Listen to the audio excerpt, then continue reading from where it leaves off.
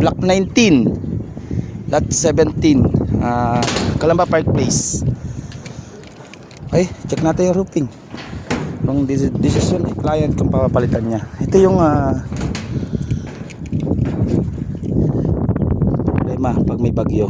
Yan, napansin nyo, hindi siya nakakat.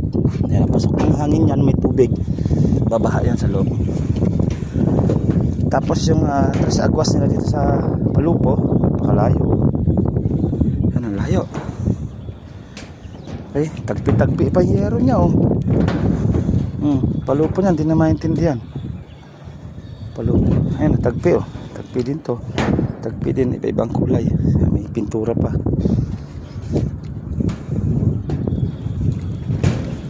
Ay, ito yung Calamba Park Place, eh. Tagpi din, eh.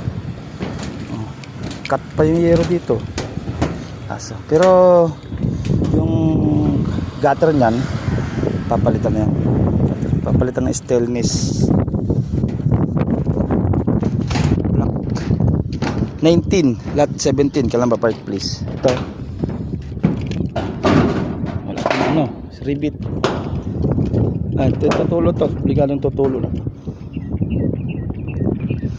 Okay, yung mapas, ito yung ano na yung project natin na Calamba Park Place. Lalagyan natin ng kulay yung mga silan. Even yung may mga gas-gas, lagyan na rin ng silan. Ayan nyo, nakulayan na siya. Ayan na, silan na yan. Clear. And then yun, dinadagdagan na. Hindi nyo mapamakuhaan, lalagyan na rin natin ng silan. Ayan na. Hindi nilalagyan ng pintura para sim. Pumarias yung ano. Meron pa ako dyan, dyan.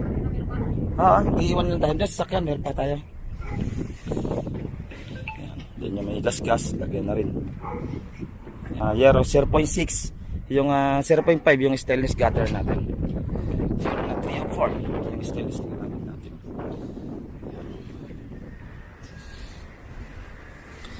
Yan o, kulay na tayo sa ano. Tapos sa interior na tayo. Start na tayo sa interior niya. Tapos yung pinakadulo niya, yung dati kasi, kung napansin nyo yung dati niya, yung flashing hindi nakadiretso sa dulo. Yan tayo, diniretso na natin para hindi na nababasa yung ibabaw. Same lang dito sa kabila. Yan, same lang dito. Yan, pag makapalangyero mo 0.6, wala kang sipin, no? Tigas. Hindi basa-basa na yuyupi. Tapos lagyan na ng sealant. Okay, Calamba Park Place, Block 19.